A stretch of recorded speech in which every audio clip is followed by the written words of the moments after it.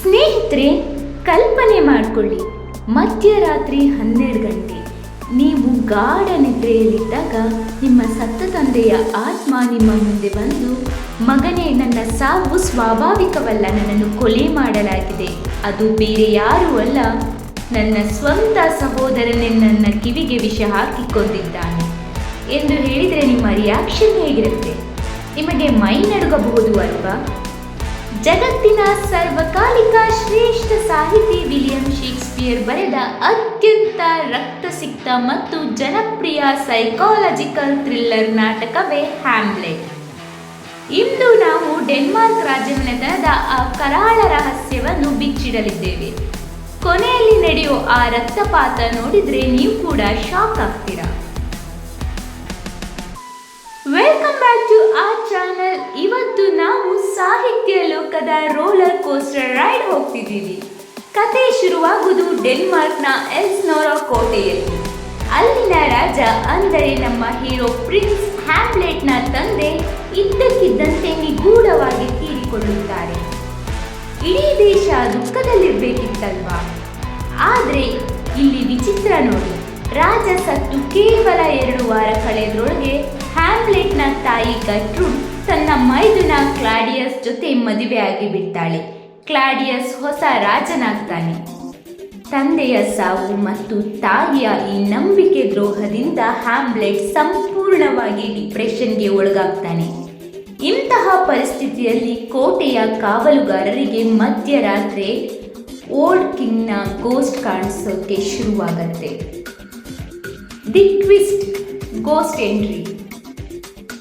Hamlet ಆ ದೆವ್ವವನ್ನು ನೋಡಲು ಮಧ್ಯರಾತ್ರಿ ಹೋಗ್ತಾನೆ.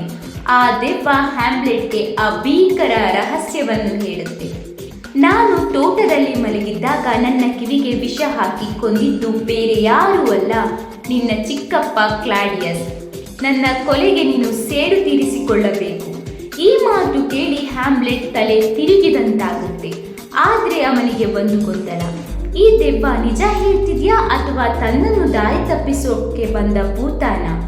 ಕ್ಲಾಡಿಯಸ್ ನಿಜವಾಗಿಯೂ ಕೊಲೆಗಾರನ ಅಂತ ಪತ್ತೆ ಹಚ್ಚಲು ಹ್ಯಾಮ್ಲೆಟ್ ಒಂದು ಮಾಸ್ಟರ್ ಪ್ಲಾನ್ ಮಾಡ್ತಾನೆ.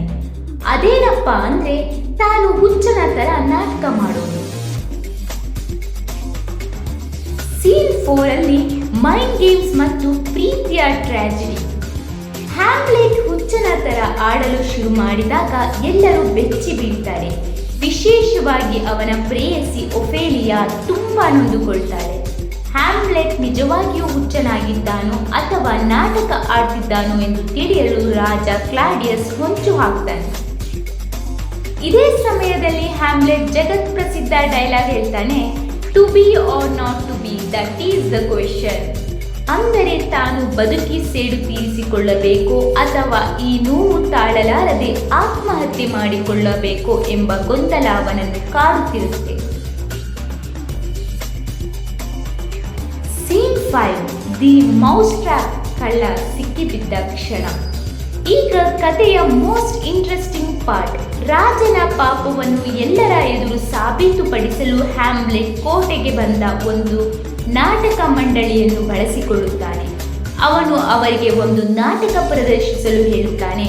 ಆ ನಾಟಕದ ಕತೆ ಬೇರೇನೂ ಅಲ್ಲ, ತನ್ನ ತಂದೆಯನ್ನು ಕ್ಲಾಡಿಯಸ್ ಹೇಗೆ ಕೊಂದನೋ ಅದೇ ಕತೆ. ನಾಟಕದಲ್ಲಿ ಕಿವಿಗೆ ವಿಷ ಹಾಕುವ ದೃಶ್ಯ ಬಂದ ತಕ್ಷಣ ಪ್ರೇಕ್ಷಕರ ಸಾಲಿನಲ್ಲಿ ಕುಳಿತಿದ್ದ ರಾಜ ಕ್ಲಾಡಿಯಸ್ ಭಯದಿಂದ ಬೆವರುತ್ತಾ ಎದ್ದು ನಿಂತು ಅಲ್ಲಿಂದ ಓಡಿ ಹೋಗುತ್ತಾನೆ. ಹ್ಯಾಮ್ಲೆಟ್ಗೆ ಈಗ 100ಕ್ಕೆ 100 ಗ್ಯಾರಂಟಿ ಆಯಿತು, ತನ್ನ ತಂದೆಯ ಕೊಲೆಗಾರ ಈ Claudius. Scene 6, the cause, the ರಕ್ತಪಾತದ ಆರಂಭ.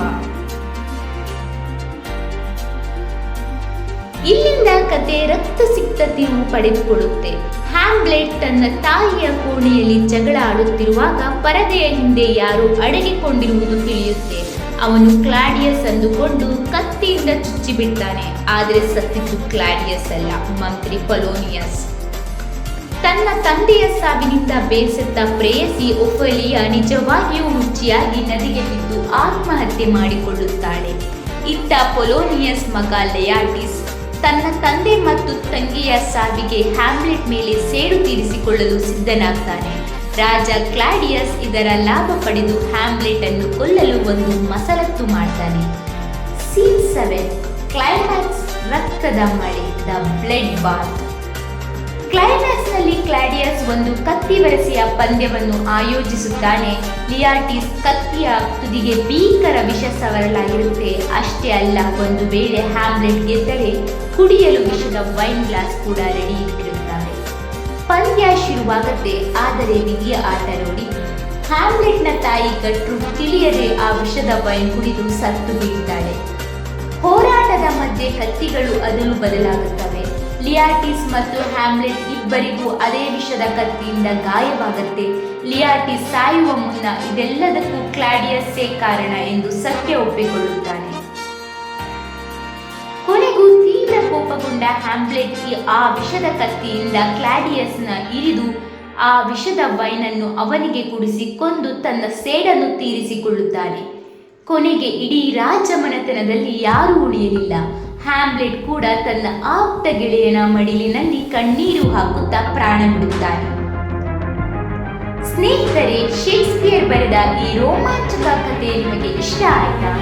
ಹ್ಯಾಮ್ಲೆಟ್ ತಂದೆಯ ದೆವ್ವ ಹೇಳಿದ ತಕ್ಷಣವೇ ಕ್ಲಾಡಿಯಸ್ ಅನ್ನು ಕೊಲ್ಲಬೇಕಿತ್ತ, ಅಥವಾ ಅವನು ನಾಟಕ ಆಡಿ ಮಾಡಿದ್ದು ಸರಿಯಾ? ನಿಮ್ಮ ಅನಿಸಿಕೆಗಳನ್ನು ಕೆಳಗೆ ಕಮೆಂಟ್ ಮಾಡಿ. ಇದೇ ತರಹದ